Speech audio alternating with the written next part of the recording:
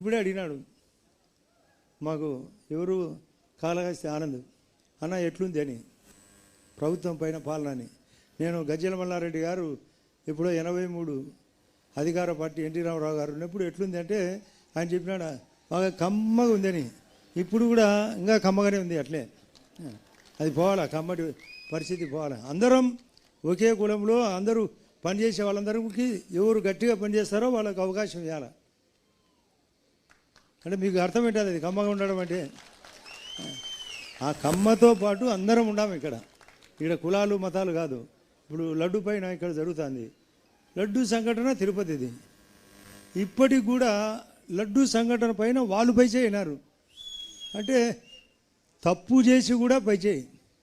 నేను ఇక్కడ మహిళలు కొందరు ఉన్నారు, ఒకరు ఇద్దరు అన్వాంటెడ్గా ఒక రూమ్లో దొరుకుతారు. దొరికినా కూడా మేము సీతమ్మ ప్రతివత అంటే మేము వాళ్ళు చెప్పినది వినాలనా చెప్పాలా? దొరికినారు దొంగలు. ఇంకా దాంట్లో లడ్డు జంతు కొవ్వు లేదంటే ఇలా కొవ్వు ఎక్కువ ఉంది. ఆ జంతు కొవ్వు కంటే వైఎస్ఆర్లో కొవ్వు ఎక్కువ ఉంది. ఆ ముందు ఆ కొవ్వు కరగదీయాల. ఆ కరగదీస్తే తప్ప మన కూటమి బాగుపడదు. ఆ కూటమిలో మన బీజేపీ పార్టీ అంతకంటే మనం లేనిది ఈ యొక్క రాష్ట్రంలో బీజేపీ లేనిది రాష్ట్రంలో తెలుగుదేశం పార్టీ కానీ జనసేన కానీ లేదు. మనమే ప్రధానం.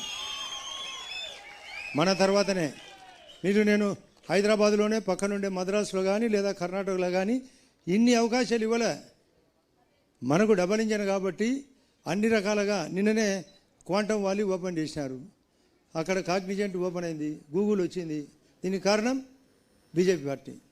బీజేపీ పార్టీ బలపడాలంటే, కార్యకర్తలు బలపడాలంటే మనకు లోకల్ బాడీతో పాటు రేపు రాబోయే ఎలక్షన్లో కూడా ఉండాలి. మాధవ్ గారు చక్కగా అన్ని సారథ్యాలు చేస్తున్నాడు. సార్ నేను చెప్తున్నా మాధవ్ గారు, మీరు మరింత గట్టిగా కొట్లాడి మన తరపున ప్రతి దాంట్లో అవకాశం మన వాళ్ళకి ఇప్పించి ఏర్పాటు చేయాలా.